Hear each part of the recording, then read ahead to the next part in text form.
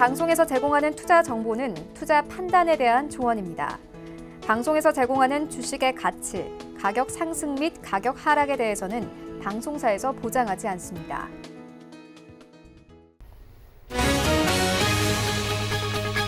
간추린 경제 뉴스입니다. 뉴욕 증시에서 주요 지수는 중국 당국의 경기 부양 기대와 미국 경제 지표 호조로 올랐습니다.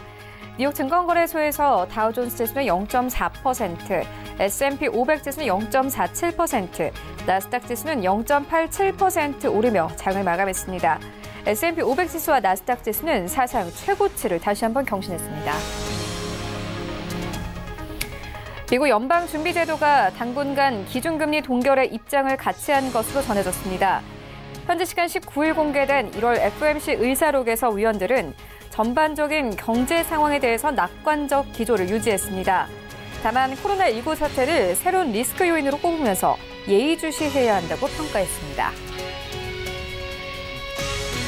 국제통화기금 IMF는 현지 시간 19일 G20 조망 보고서를 통해 중국의 코로나19 관련 상황이 세계 경제에 부정적 영향을 미칠 수 있다며 국제사회의 협력을 촉구했습니다.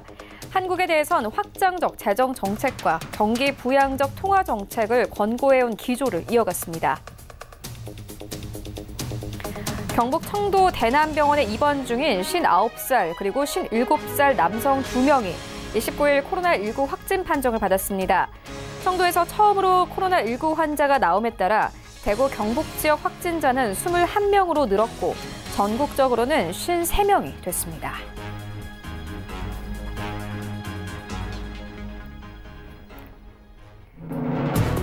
네, 시청자 여러분 안녕하십니까? 출발 증시 와이드 1부 시작합니다. 최윤입니다. 어제 우리 증시 양시장 강보합권에서 거래를 마쳤습니다. 장 초반만 하더라도 양시장 강했습니다. 반발 매수세가 유입되면서 시장 강하게 출발을 했는데요. 하지만 코로나19 확진자가 급작스럽게 늘어났다라는 소식이 전해지면서 시장 크게 힘이 빠졌습니다. 더불어서 어제 이 외인과 기관들이 매도 포지션 나타내면서 시장 크게 힘을 잃었는데요. 어제 거래 대금이 테마주 쪽으로 몰리면서 마스크 종목들 그리고 백신 종목들이 크게 강세를 보였습니다. 하지만 중국 증시가 경기 부양책에 힘입어서 강세를 보였고 이와 함께 외인의 매도폭이 조금 줄어드는 모습을 보였는데요. 이와 함께 코스피 시장은 2200선 지켜냈고 코스닥 시장도 680선 지켜내면서 어제 시장 마감됐습니다. 이런 가운데 뉴욕 증시 3대 지수 모두 상승하며 거래를 마쳤는데요. S&P 500 지수와 나스닥 지수는 다시 한번 사상 최고치를 경신했습니다. 이런 시장 상황들 오늘 출발 증시 와이드 1부에서 정확하게 알아보도록 하겠습니다. 먼저 오늘 다뤄볼 이슈들 화면으로 함께 만나보고 오겠습니다. 네, 오늘 글로벌 시시각각 시간 먼저 준비되어 있습니다. 이 코로나19 사태를 바라보는 다양한 시선이 있습니다. 월가에서는 이 사태 어떻게 바라보고 있는지 함께 분석해 보도록 하겠고요. 이어서 코로나19 사태로 중국과 일본의 피해 상황이 심각합니다. 아시아 경제 영향 짚어보도록 하겠습니다. 네, 이어지는 라이브 이슈타임에서는요. 어제 국내에서 코로나19 확진자가 급증하면서 마스크 관련주가 강세를 보였습니다. 함께 살펴보고요. 이어서 소재 부품 장비 상장 기업의 주가가 정부 정책을 기반으로 동반 우상향 추세를 보이고 있습니다. 주가 흐름 함께 짚어보도록 하겠습니다. 출발 증시 와이드 1부 지금 출발합니다.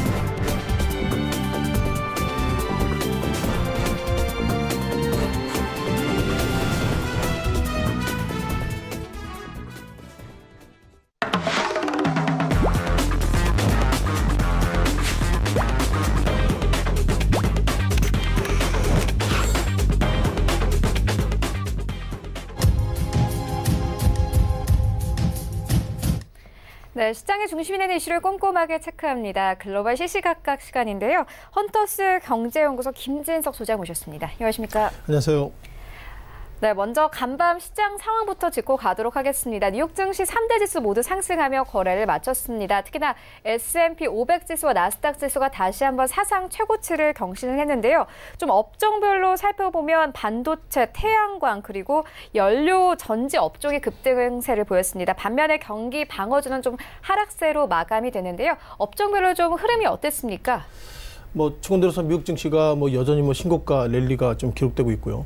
오늘 같은 경우에도 미국 3대 지수가 다시 한번 상당히 그 상승폭이 커지고 있기 때문에 지금 시청자 여러분께서 TV 매체나 그리고 글로벌에서 다가오는 코로나19 관련돼서 그렇게 부정적인 리스크, 그러니까 이런 불확실성은 증시에 상당히 부정적입니다. 이런 얘기를 드렸음에도 불구하고 일단 미국 증시가 상승하고 있다, 이렇게 말씀 드려보겠습니다. 따라서 최근 들어서 미국 증시의 어떤 급등의 모습은 정확하게 좀 설명이 되지 않다, 이렇게 말씀 드려보겠고요.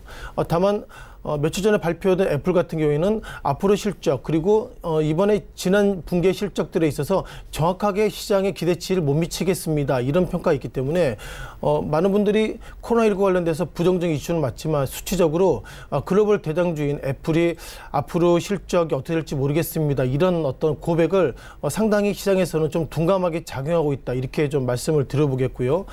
잠시 어제와 오늘 나왔던 미국의 어떤 지표들을 좀 보시면서 말씀드리겠습니다. 아무래도 미국 증시가 급등하기 때문에 미국 증시 참여자들이 긍정적 이슈를 좀 많이 찾고 있는데요. 가장 이슈가 되고 있던 것들은 어저께 건축 허가 건수, 그리고 이 보시는 것처럼 이것은 지난 분기, 즉 직전 데이터에 비해서 상당히 빨간불이 많이 올라와 있습니다.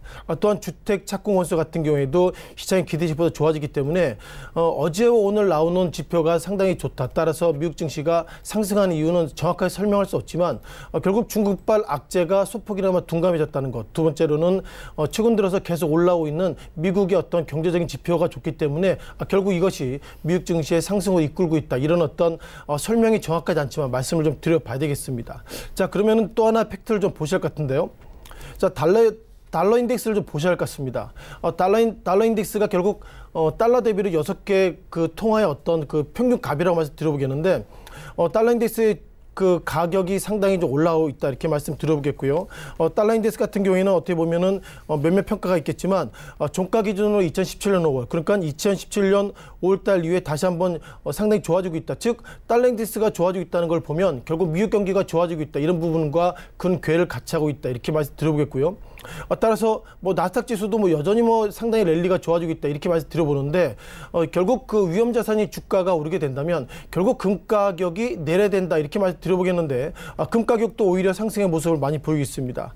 통상 안전자산이라고 우리가 평가되고 있는 금 가격이 2013년 이후에 7년 만에, 이것이 월봉 단위를 보면요, 결국 많은 분들이 그 상당히 금 가격에 대해서 상당히 고민을 많이 하고 계시지만 결국 금 가격이 상승하고 있다, 그리고 안전자산이 상승하고 있다는 거 보면 미국에서 주식하시는 분들이 코로나 바이러스 관련돼가지고 상당히 부담이 크기 때문에 안전자산이 금을 여전히 매수하고 있다, 이렇게 좀 말씀 드려보겠습니다.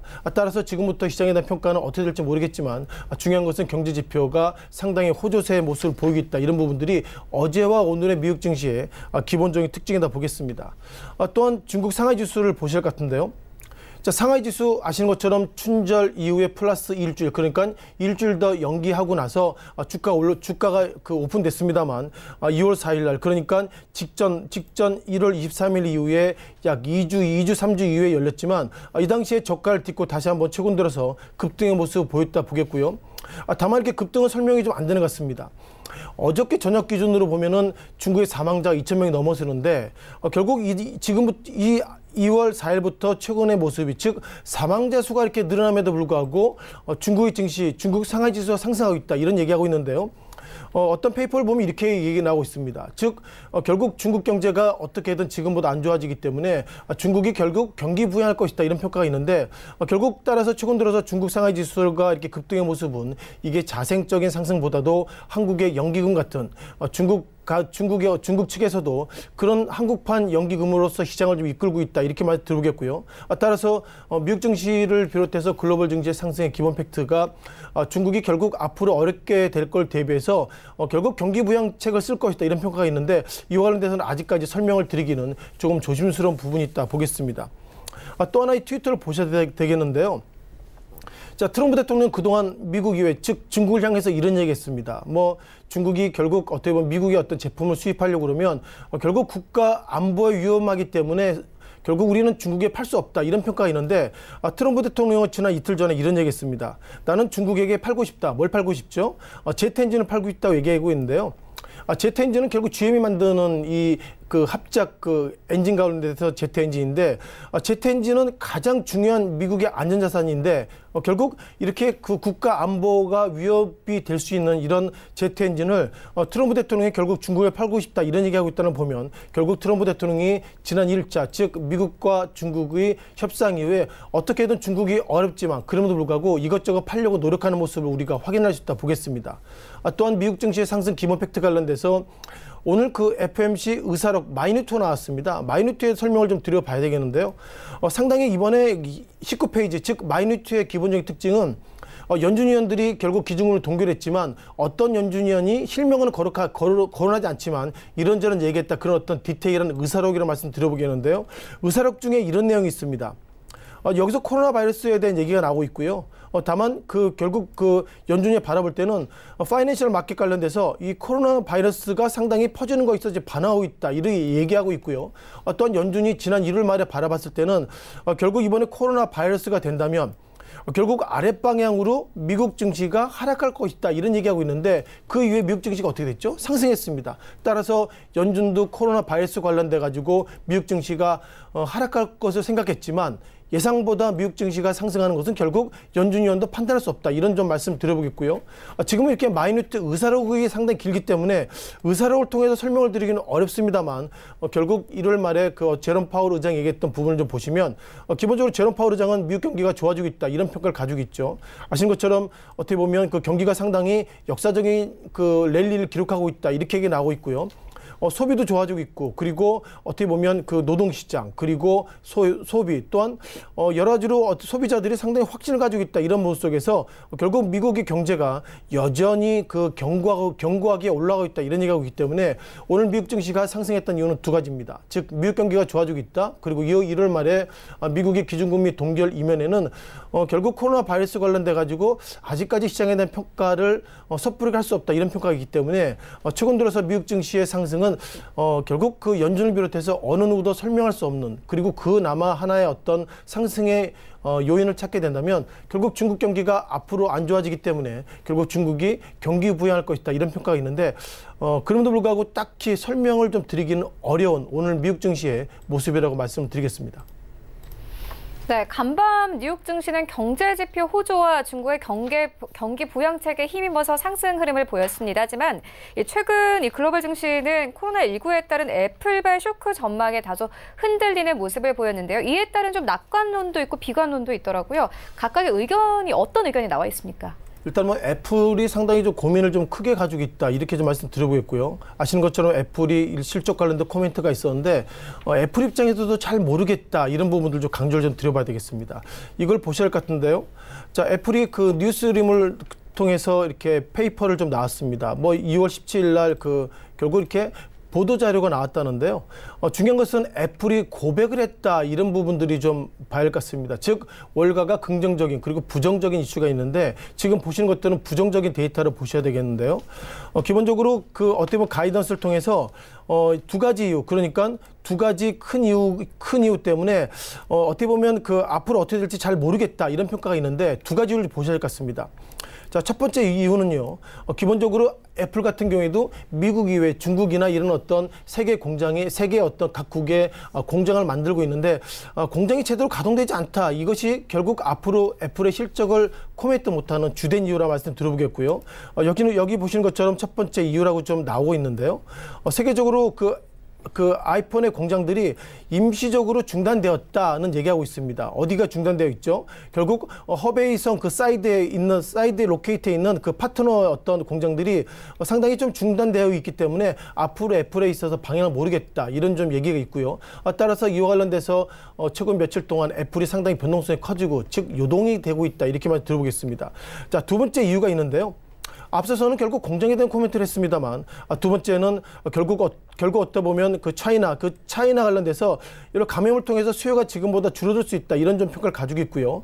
또한 그 애플 관련돼서 중국의 어떤 스토어 많은 파트너의 스토어들이 일단 중국에서 문을 닫았다 이런 얘기하고 있습니다. 따라서 여기서 보시는 것이 애플이 결국 중국을 향해서 보는 건 두 가지 이유가 있겠죠. 결국 공급에 있어서 상당히 차질이 있다. 그리고 그것을 팔 수 있는 마켓이 결국 클로즈했다 이런 평가가 있기 때문에 현재까지 트렌드로 보면 결국 코로나19 관련돼 가지고 월가에서 바라본 시각은 상당히 좀 변동성이 커질 수 있다. 이렇게 좀 말씀 드려보겠습니다. 자, 그럼 우리가 다시 한번 시장의 모습 속에 들어가 봐야 되겠는데요. 결국 중국 상하이 증시가 최근 들어서 급등했지만 예상보다 그 중국발 페이퍼는 부정적인 데이터가 나오고 있는 것 같습니다. 이 사이트가 중국의 바이두라는 사이트를 제가 말씀드렸지만 요즘 뭐 가끔 들어가 보면 계속 이렇게 버벅거리는 것처럼 많은 분들이 좀 좀 궁금하게 여기고 있는데 이게 결국 오늘 같은 경우 6시 15분의 기준으로 보면 2,009명이 현재 사망했다. 이런 얘기, 누적적인 2,009명이 사망했다. 이렇게 나오고 있고요. 요 부분이 상당히 좀 의의가 있는 것 같습니다. 지난 2월 12일이죠. 최근 들어서 이 바이두 차트가 상당히 좀 데이터를 좀 상당히 스프레드를 좀 넓혀놓고 있는데 지난 2월 19일 날 어떻게 보면 확진자가 15,000명이 늘었습니다. 뭐 차트로 보시면 상당히 급등의 모습 보이겠는데요. 이때 월가에서는 이런 평가가 있는 거죠. 어쩌면 결국 그 중국이 가지고 있는 확진자를 비롯해서 몇몇 데이터가 결국 데이터가 틀린데 두 가지 데이터가 있는 것은 아니냐 이런 평가가 있고 지난 2월 22일 날 데이터가 이렇게 확진자가 늘어났다는 것이 결국 평가의 방법을 바꾼 것이 아니라 중국 내부가 가지고 있는 실질적인 데이터와 맞추려고 잠깐 트래킹 에러가 있다 이런 평가가 있기 때문에 아직까지 이와 관련돼서 평가를 좀 못하는 것 같습니다. 다만 긍정적인 이슈를 좀 보는 분들이 있는데요. 자, 보시면 이 부분들이 결국 그러니까 확진 이전에 코로나19 관련돼서 이 사람이 병에 걸렸나 그런 어떤 의구심의 데이터인데 이 데이터가 어떻게 보면 2월 5일 이후에 5,000명에서 최근 들어서는 이게 뭐 3,000명, 2,000명 그리고 오늘 새벽 기준으로 1,185명이기 때문에 그러니까 확진 이전에 검사하는 사람들이 줄어들었다. 따라서 이것이 결국 중국이 이번에 코로나19 관련돼서 좀 더 진정되는 것은 아닌가 이런 평가가 있는데 제가 볼 때 이 평가를 너무 긍정적으로 하기에는 리스크가 있다 이렇게 들어보겠고요. 아래 하단에 좀 내려보시면 결국 글로벌에 대한 모습 보실 것 같습니다. 잠깐 보도자료 보실 것 같은데요. 어저께 6시 기준으로 한국이 현재 51명입니다. 그러니까 16시 즉 어제 4시 이후에 질병관리본부가 한국은 51명입니다. 이런 얘기를 하고 있는데 어저께 오후 4시 이후에 2명이 더 늘었죠. 다만 이번에 그 중국 바이두의 데이터를 보면 53명으로 즉 상당히 실시간 데이터를 가지고 있기 때문에 이번에 바이두 그 중국 그 소위 질병관리 섹터는 상당히 민감하게 작용하고 있다 보겠고요. 가장 이슈가 있는 것들은 중국 이외의 나라의 어떤 데이터를 보시면 여전히 일본이 705명입니다. 물론 일본 입장에서는 할 말이 있겠죠. 제가 뭐 지난 시간에 말씀드렸지만 그 로얄 프린스 그러니까 요코하마항에 있는 그 소위 크루즈선에 있는 확진자가 있는데 일본은 이런 얘기하고 있는 것 같습니다. 일본 내부에 있는 확진자가 아니고 이건 크루즈선에 있는 데이터이기 때문에 아더스 그러니까 기타 데이터로 올려놓지 이것을 일본의 데이터로 올려놓은 것은 맞지 않다 이런 평가가 있는데 그럼에도 불구하고 WHO는 일단 이것은 일본 데이터다 이렇게 보고 있고요. 일본을 비롯해서 한국 그리고 최근 들어서는 한국도 그렇겠지만 정확하게 확진자 그리고 중국 우한이나 중국을 다녀오지 않은 사람들이 이제 확진자 올라오기 때문에 이와 관련된 상당히 좀 방향망이 좀 커지고 있다 이런 평가가 있고요. 따라서 이제는 글로벌 관련돼서 중국 데이터도 중요하지만 한국 데이터가 상당히 글로벌 증시를 좀 어렵게 만드는 것은 아닌가 이렇게 보겠습니다. 자, 그러면 우리가 또다시 이런 좀 보셔야 할 것 같은데요. 이걸 먼저 보셔야 할 것 같습니다.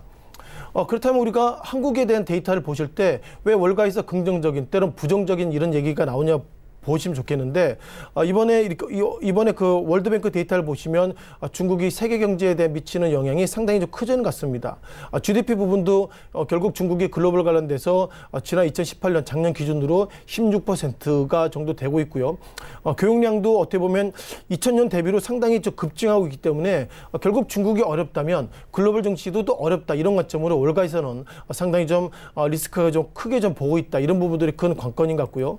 또 하나 데이터 관련돼서 결국 중국 우리가 한국도 그렇지만 중국에 우리가 완제품도 수출하지만 반제품 그러니까 세미컨덕터 즉 완성되지 않은 부분도 우리가 하는데 2017년 기준으로 보면 한국이 중국을 향해서 6.5%의 모습 가지고 있습니다.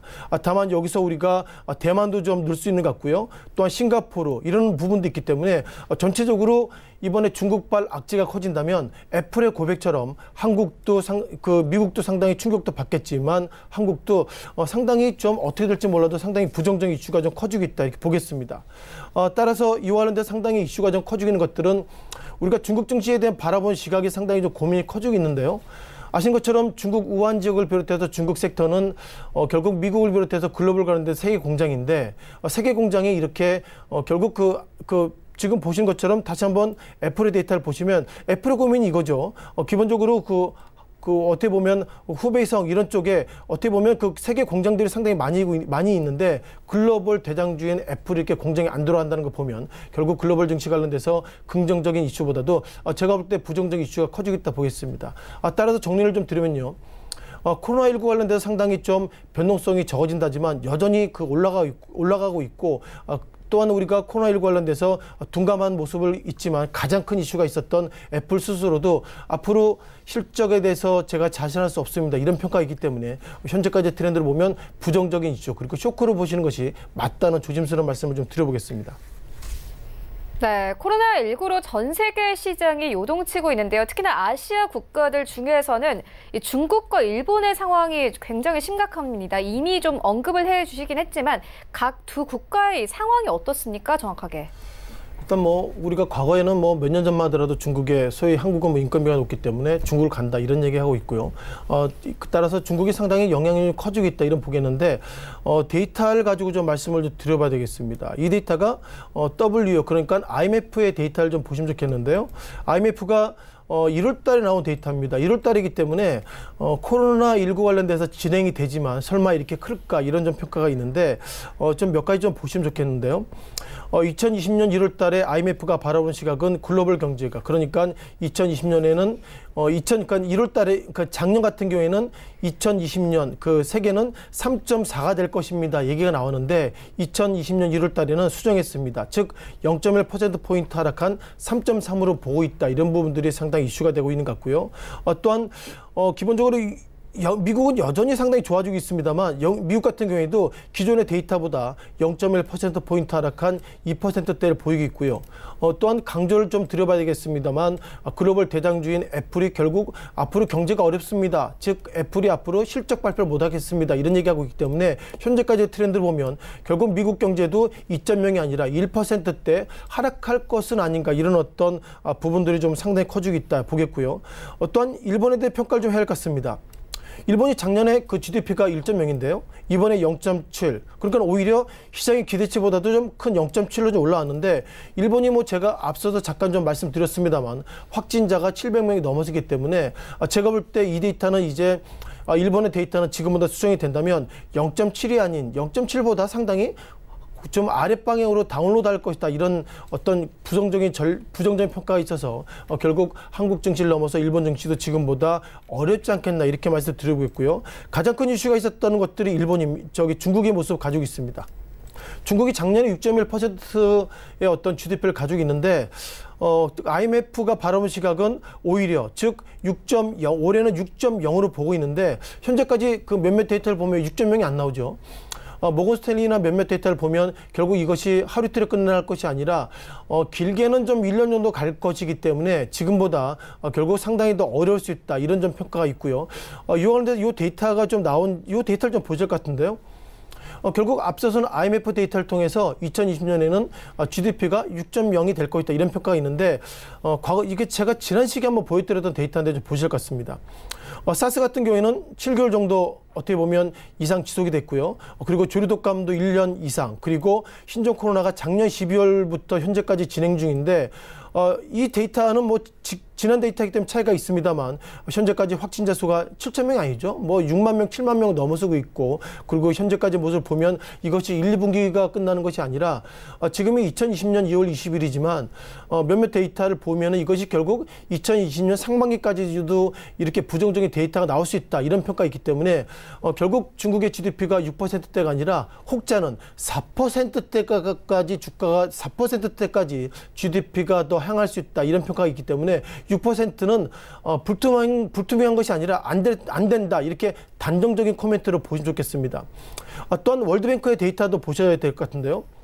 월드뱅크 데이터도 비슷한 데이터가 나오고 있습니다. 아무래도 IMF나 월드뱅크는 서로 데이터는 공유하지 않더라도 서로 어떤 밸런스를 맞춰야 되는데 IMF가 바라보는 시각을 넘어서 월드뱅크 같은 경우에도 이거는 뭐 전망 2.5가 나오고 있는데요. 2.5가 제가 보기에 나올 수 있을까 이런 평가가 있어서 전체적으로 글로벌 증시는 현재까지 몇몇 데이터가 있지만 이 데이터를 제가 보기에 상당히 본의 아니게 허수일 수 있는 것 같고요.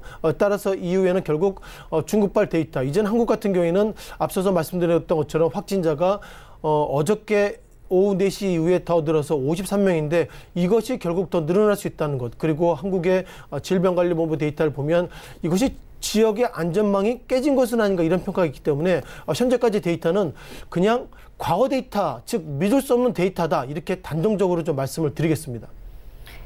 네, 알겠습니다. 지금까지 헌터스 경제연구소 김진석 소장과 함께했습니다. 고맙습니다. 고맙습니다.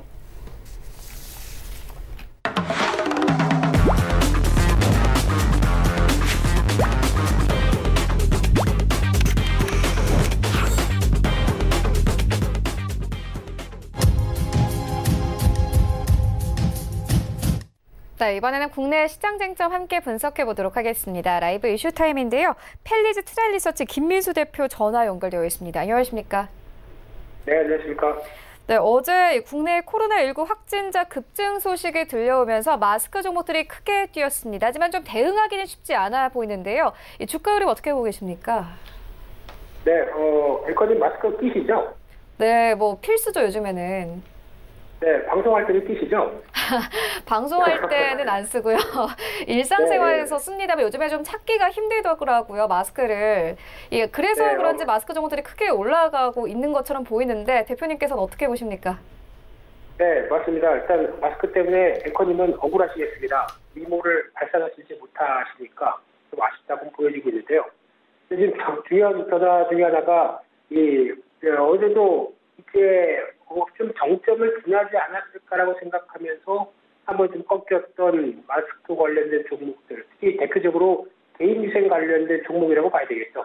그런 쪽이 또나 한국이 모범국가, 특히 코로나19 사태에 대해서 대처를 잘하는 모범국가다라고 얘기를 하고 있는 상황 쪽에서 어제 약간 뒤통수를 맞는 결과들이 나왔죠. 특히 이 부분이 모르겠습니다. 어떤 특정 교회 얘기도 나오고 지역사회 얘기도 나오면서 약간 또 그쪽이 분매를 맞는 분위기인데 특히 지금 여기서 또 잘 고민해야 될 부분들이 우리나라 사회의 특성이라고 보여지고 있는데 병이 걸리면 병이 걸린 책임을 개인으로 많이 또 돌리는 이런 현상들이 나오기 시작하죠. 그래서 어떤 관리를 잘못한 건 너 책임이다라고 볼 수 있는데 하지만 물론 그렇다고 볼 수 있다고 하더라도 중요한 거는 전염병이라는 얘기다 보니까 오히려도 일정 부분 사회적인 책임도 같이 따라야 될 부분이라고 생각이 들고 있는 상황들이죠. 그러다 보니까 이제 중요한 부분들이 2차 감염까지 들어가면서 지역사회에 대한 확산의 우려감,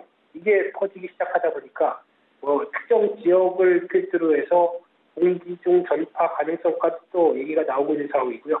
그러다 보니까 지금 중국에서는 관련돼서 치료제가 나왔다고 하는데 솔직히 임상실험을 제대로 거치지 않은 치료제다 보니까 아직 불안감은 커질 수밖에 없고요. 그러면은 저희가 할 수 있는 최선의 예방체부선이라고 봐야 되겠죠. 그러면은 마스크가 그나마 할 수 있는 최선의 방법이다. 라는 쪽으로 나오고 있는데 그러다 보니까 오늘 아침에도 저도 눈여겨보는 게 한 2, 3일 전만 하더라도 마스크를 이제 점점 착용하지 않다가 오늘 아침 같은 경우는 보니까 또 대부분 시민들이 마스크를 꼈더라고요. 그런 관점으로 봤을 때 당연히 그런 심리가 커지다 보니까 나오는 변화라고 봐야 될 것 같고요. 그래서 어제 관련된 대표적인 종목 모나리자 50 웰크론 KM 네 종목이 상한가에 들어가는 또 강세를 보이면서 이 가장 센 종목이 50으로 보입니다. 시점 고점대를 벌써 넘어서 탄력을 강화시킨다라고 하게 되면 또 관련된 테마주 쪽의 대장주라고 볼 수 있는 상황들이죠. 그런데 이제 몇 차례 언급을 좀 드렸지만은 중요한 부분들이 마스크 관련된 쪽에서 이 네 종목의 주가나 실적 구조나 또 매출 구조를 보게 되면은 이 전체 매출에서 마스크가 차지하는 매출 비중이 모나리자나 오공, 특히 오공 같은 경우는 쉽게 얘기하면은 접착제 회사죠. 그리고 모나리자 같은 경우도 어떤 그 티슈 관련된 쪽이 매출이 상당히 큽니다. 그리고 나머지 회사들도 보게 되면은 마스크와 관련된 매출 비중이 많은 회사 같은 경우가 두 자릿수가 안 되는 측면이고요. 거의 아직 실적 관련돼서 매출 비중이 한 자릿수대라고 하게 되면 생각보다 아직까지는 그렇게 크게 이 부분으로 인해서 다가오시는 부분들이 좀 적절한 부분들. 거기다가 진입 장벽이 생각보다 높지가 않죠.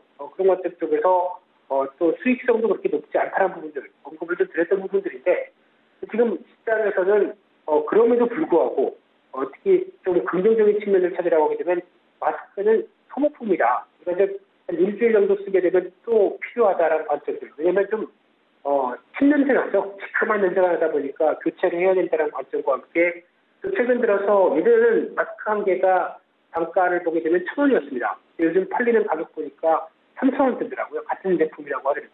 그러다 보니까 그에 따른 단기적인 단가가 상승했던 부분들이 실적에 좀 반영되지 않을까라는 관점들도 있고 게다가 품절 살짝까지 나오다 보니까 생산 가동률이 상당히 올라갈 수밖에 없고 이런 관점으로 보게 되면 기대감은 높다고 하더라도 앞서 말씀드렸듯이 만약에 매출 비중이 한 30% 이상 됐다고 하게 되면 이런 실적 개선 속도가 뚜렷하게 나올 것 같은데 한 자릿수대 정도의 매출 비중이라고 하게 되면 생각보다 저희가 느끼는 체감보다는 오히려 기업들 입장 쪽에서 실적 그런들은 그렇게 크게 나오지 않는다는 부분들 먼저 하셔야 될 것 같고요. 그러다 보니까 무엇보다 이제 심리적인 기반입니다. 요즘 꺾일 줄 알았더니 다시 유행하네, 안 되겠다. 있던 마스크 다시 껴야겠다라고 하는 심리적인 기반에 따른 테마주의 시각 정도가 일단 맞다고 봐야 될 것 같고요. 지금 관점 쪽에서 이 마스크주를 바라보는 시각은 앵커님도 앞서서 잠깐 얘기했지만은 대응하기가 쉽지는 않습니다. 그렇기 때문에 내가 빨리 샀다가 그러니까 매매를 빨리 하는 관점 쪽에서 지금 방금 샀는데 주가가 생각보다 좀 생각같지가 않다라고 되면 바로 빠질 수 있는 그런 어떤 대응 관점 쪽에서 어느 정도 여력이 있지 않다고 하게 되면 지금 무리하게 마스크 관련주를 또 2차 상승이 본격화될 거야 라고 대응하는 것은 바람직하지 않다 이렇게 정리하겠습니다. 네, 마스크 관련 종목들 짚고 왔고요. 이어서 다음 이슈로 옮겨가 보도록 하겠습니다. 이 소재 부품 장비 상장 기업의 주가가 이 정부 정책을 기반으로 동반 우상향 추세를 보이고 있습니다. 수혜주에는 어떤 종목들이 있습니까? 네, 종목들이 많습니다. 네. 많은 상황들이고 지난 일본의 수출 규제를 촉발되면서 나왔던 여러 가지 변화를 봤을 때는 당연히 이제 우리가 나아가야 할 길을 분명히 보여줬다고 생각되고 있고요. 그렇게 되면 정부도 한 몫을 하죠. 특히 이런 쪽에서 정부가 지원을 해야 중소기업인 만큼 빠르게 크겠다라고 하는 관점들이 나오고 있고요. 그러다 보니까 이제 4월 달에 소부장 특별조치법의 개정안이 본격적으로 시작이 되는데 그동안은 소재 부품 쪽에만 한정되었던 부분들이 장비까지 포함시키기 위해서 이쪽에 대한 개정안이 시행된다고 봐야 될 것 같고요.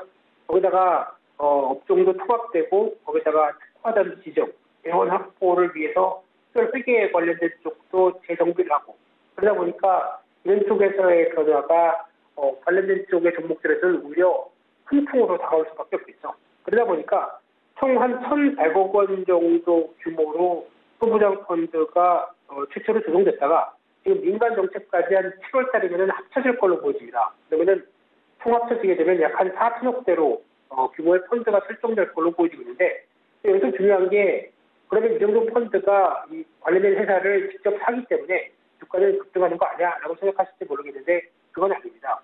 보통 제가 얘기하는 메자닌 쪽으로 이쪽에 자금이 집행이 될 걸로 보여지고 있고요. 메자닌은 이탈리아어입니다. 맞죠? 앵커님? 네, 이탈리아어로 지금 1층과 2층 사이를 얘기하는 게 메자닌으로 알고 있는데요. 쉽게 말씀드리면은 그러다 보니까 약간 뜬 공간이라는 얘기다 보니까 직접적으로 주식 관련된 쪽이 아니고요. 내가 보통 얘기하는 CB나 BW 이런 쪽으로 집행이 됩니다. 그러다 보니까 채권 쪽의 성격의 주식이 앞으로 변할 수 있는 상황들이죠. 그러다 보니까 단기적으로 주가에는 영향력이 없다라고 보는 게 맞겠다고 봐야 될 것 같고요. 게다가 비상장 기업 중심으로 투자를 하다 보니까 또 어떤 시장에 미치는 여파도 적다라는 쪽으로 볼 수 있는데 그런 쪽으로 봤을 때 지금 데이터를 보게 되면은 3개월 동안 이 소부장 강소기업에 선정된 상장사 16곳의 주가 수익률을 비교해봤더니 21%가 수익률이 나왔다고 합니다. 그러다 보니까 코스닥 지수 3% 올랐는데 상대적으로 주가가 많이 부각을 받았다고 봐야 되겠죠. 근데 여기 소부장 관련된 쪽의 섹터가 그래서 여러 가지 여파가 긍정적이다라고 보기보다는 제가 보기에는 관련된 종목들이 시장의 시중에 맞았습니다. 대표적으로 IT 섹터고요. 2차 전지 섹터. 그런 쪽으로 보여지다 보니까 그에 따라서 같이 시장에서 부각받는 측면들이 업종과 섹터별로 부각받는 게 더 높았다라고 봐야 될 것 같고요. 단순하게 소부장이었기 때문에 올랐다라고 보기는 좀 힘듭니다. 그러면 결론적으로 말씀드리게 되면 종목을 잘 고르셔야 되겠죠. 그래서 지금 어떤 소부장 강소기업이 한 16종목들, SK증권에서 나온 자료를 통해서 나오는 종목들이 있는데 여기서 이제 모든 종목들이 다 된다라고 보기보다는 일단 관련해서 좀 거를 거 거르고 고를 거 고른다라고 하게 되면 물론 많이 오른 종목도 있습니다. 대표적으로 뭐 SNS텍 이런 종목들도 급등한 종목들이 있는데 그래도 이왕이면은 지금 시주에 맞는 종목을 찾는다라고 하게 되면 관련된 제품의 성격들 그리고 공급하는 성격들이 IT 쪽과 함께 반도체 쪽에 가까운 종목들 대표적으로 또 반도체는 비메모리 육성 의지가 또 상당히 큰 상황이거든요. 그래서 이와 관련돼서 연결시킬 수 있는 종목들이 가장 좋겠다라고 보시면 될 것 같고요. 그에 따라서 수혜가 정책적인 수혜까지 있기 때문에 그에 따른 빠른 변화가 나올 수 있겠다라는 쪽도 봐야 될 것 같고요. 특히 2차 전지 관련된 종목들 대표적으로 비치로스는 1차 전지 쪽이고요. P&E 솔루션 어떤 장비 쪽에서 많이 말씀드렸던 종목들이고 그리고 대주전자 재료 이런 종목들 같은 경우도 눈여겨볼 수 있는 상황들인데 가장 중요한 부분들이 이제 국산화로 하기로 했기 때문에 그러면 이제 시장에서 바라보는 것은 이제 성과가 나오겠죠. 물론 개발 기간이 오래 걸린다 이런 것도 있을 수는 있겠지만은 그래도 지원책이 있기 때문에 개발 기간을 빨리 단축시키고 그에 따라서 성과가 나오는 부분들을 시장은 주목할 겁니다. 그래서 개별 공시를 통해서 관련된 흐름들이 우리 개발 완료해서 이제 상용화가 대기되고 있습니다. 라든가 아니면 기존업체들이 어떤 앞으로 납품이 대기업 쪽으로 확정이 됐고 그래서 우리는 이런 식으로 앞으로의 양산이 들어갈 겁니다. 라고 하는 이런 개별적인 공시가 상당히 앞으로 중요한 모멘텀이 될 것이다. 라고 보시면 될 것 같고요. 그런 차원에서 지금 그래도 빠지지 않는 게 최근 들어서 나오고 있는 솔브레인 그리고 햄트로닉스 이런 어떤 대표적인 소부장과 EMF 테크놀로지도 마찬가지고요. 이런 어떤 대표적인 과거의 소재 쪽을 담당했던 회사들의 주가 탄력들도 염두를 할 필요가 있겠다라는 관점도 같이 보시면서 이쪽 섹터는 올해도 계속 핫한 섹터라고 생각됩니다. 그러다 보니까 그와 관련된 또 개별적인 흐름들에 먼저 초점을 맞추면서 대응하자. 이게 가장 중요한 흐름이라고 보시면 될 것 같습니다. 네, 소부장 업종 일단 뭐 긍정적인 전망이 예상되고 특히나 좀 개별적인 흐름을 보고 대응을 해야 한다 이렇게 짚어주셨습니다. 이어서 다음 이슈로 옮겨가 보도록 하겠습니다. IT 인프라 구축 전문 업체인 이 IT센이 국내 IT 서비스 1호 기업인 쌍용정보통신을 인수한다 이렇게 밝혔습니다. 인수 이후의 전망 분석해 주시겠습니까? 네, 쌍용정보통신 참 감회가 새로운 회사고요. 특히 쌍용그룹 쪽에서 나와서 쌍용정보통신하게 되면 국내 IT 서비스 1호, 최초의 상장 기업이죠. 그래서 한때는 많으면 직원 몇천 명대까지 꾸리면서 IT 쪽에서 상당한 또 여러 가지 변화들, 특히 국방 쪽이라든가 스포츠, 특히 스포츠 관련된 네트워크와 관련해서 국제 행사가 벌어졌을 때 가장 많이 또 썼던 대표적인 회사 중에 하나입니다. 거기다가 또 네트워크 관련해서 강점이 있었는데 세월이라는 생각이 많이 드는 게, 과거 제가, 입사할 때, 그러니까 취업할 때만 하더라도 쌍용정보통신, 입사 원서 얻기가 되게 힘들었던 기억도 살짝 나고 있고요. 나이 얘기해서 죄송합니다만. 네. 그와 함께 또, 과거에 동양네트워크스, 대우정보시스템, 현대정보기술, 이게 다, 대그룹사에 연관돼서 그룹사와 함께 IT를 키워야 되다 보니까, 형성됐던 사업 부분이 분사가 되면서 나와서 큰 역할을 하는 대표적인 회사들이죠. 근데 지금 보면 어떻죠? 거의 다 좀 사라졌죠. 쉽게 말씀드리면 통폐합되거나 아니면 다른 회사로 인수가 되거나 이런 관점으로 나오면서 이런 하나의 축을 담당했던 부분들이 하나씩 없어지는구나 라는 생각이 들다 보니까 개인적으로 조금 슬픕니다. 그런데 중요한 부분들이 슬픔은 뒤로 하고 종목을 봐야 되겠죠. 그렇게 되면 이 쌍용정보통신 같은 경우는 최대 주주가 한행컴퍼니로 되어 있는 상황 속에서 한행컴퍼니는 쌍용그룹을 전반적으로 어떤 매수를 했던 흐름들이죠. 그래서 2016년도 쌍용영어를 인수하면서 시멘트와 관련해서 무관한 비주력사를 정리하겠다 이런 입장이다 보니까 이번 결정도 IT센으로 넘어가는 또 하나의 변화였다고 봐야 될 것 같고요. 그러다 보니까 IT센은 중소기업이었는데 최근 들어서 M&A를 강화하기 시작합니다. 한국금거래소, 홈택 시스템을 인수를 하면서 작년 3분기 누적 매출이 1조 원까지 돌파를 하는 모습들까지 보였고요. 이 쌍용정보통신으로 인해서 이제 브랜드라든가 이 업력을 이용해서 해외 진출하는 게 좀 더 쉽겠다라는 것들이다 보니까 공을 많이 들였다고 얘기를 하고 있죠. 그러다 보니까 특히 강점이 있는 동남아 쪽에서의 수주 가능성들 그리고 또 스포츠 관련된 쪽의 수주 가능성들 이런 쪽을 충분히 누려보겠다라고 하는 어떤 기반을 갖고 있다고 보시면 될 것 같고요.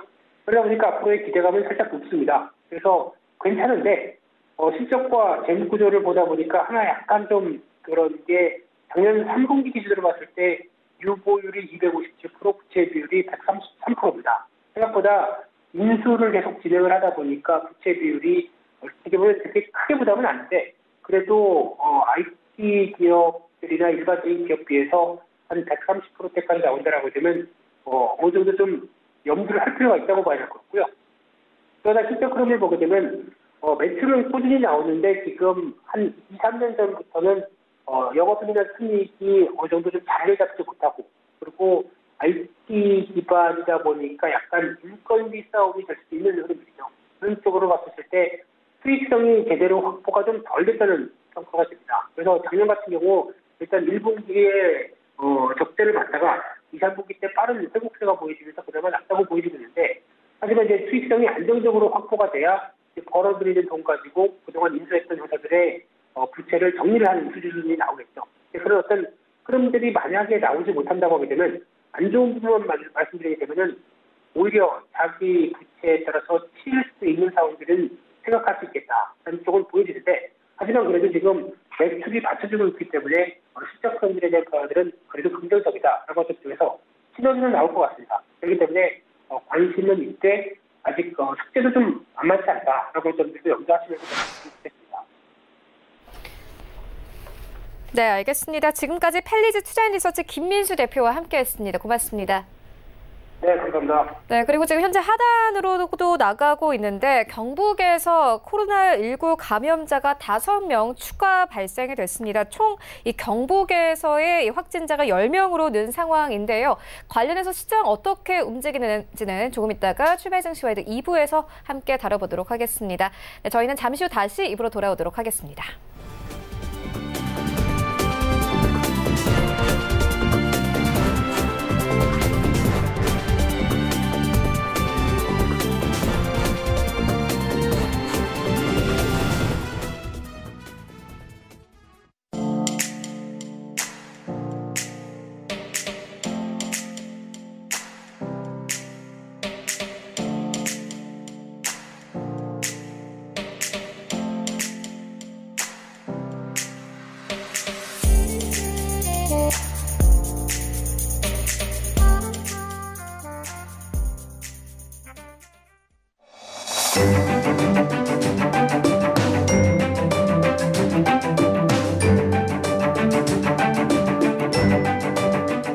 안녕하세요. K웨더 라이프스타일 예보 김단비입니다. 오늘은 어제보다 기온이 3, 4도가량 오르며 봄에 한 걸음 더 가까워지겠습니다. 서울과 대전의 아침 기온 0도, 대구 2도로 아침에도 큰 추위였고요. 낮에는 기온이 크게 올라 서울 9도, 대전 13도, 대구 14도로 포근하겠습니다. 다만 아침 저녁으로 크게 벌어지는 일교 차이는 유의하시기 바랍니다. 오늘 아침 서해안과 내륙을 중심으로는 가시거리 1km 미만의 안개가 끼는 곳이 있겠습니다. 출근길 차간거리를 넉넉하게 유지하는 등 교통안전에 유의하시고요. 오늘도 전국 대부분 지역의 미세먼지 농도가 높게 나타나겠습니다. 외출 시 마스크를 착용하는 등 호흡기 관리에도 신경 쓰시기 바랍니다. 이 시각 위성 영상 보시면 중부지방은 대체로 맑고 남부지방은 구름이 많은 모습입니다. 오늘은 서해상에서 다가오는 고기압의 영향을 받아 대체로 맑은 날씨가 예상됩니다. 다음은 자세한 지역 변화입니다. 중부지방의 아침 기온 0도 안팎을 보이고 있고요. 낮 기온은 10도 안팎으로 어제보다 포근하겠습니다. 동해안 속초는 아침 기온 3도에서 시작해 낮 기온은 10도까지 오르겠고요. 강릉의 낮 기온은 11도가 되겠습니다. 남부지방은 영상의 아침 기온을 보이고 있고요. 한낮에는 기온이 크게 올라 광주와 부산 15도, 대구 14도로 온화하겠습니다. 바다의 물결은 전해상에서 2m 이하로 잔잔하게 일겠습니다. 내일 강원 영동과 경상도를 제외한 전국이 흐려져 비가 내리겠고요. 토요일에는 전국에 비 또는 눈이 내리다 그칠 전망입니다. 날씨였습니다.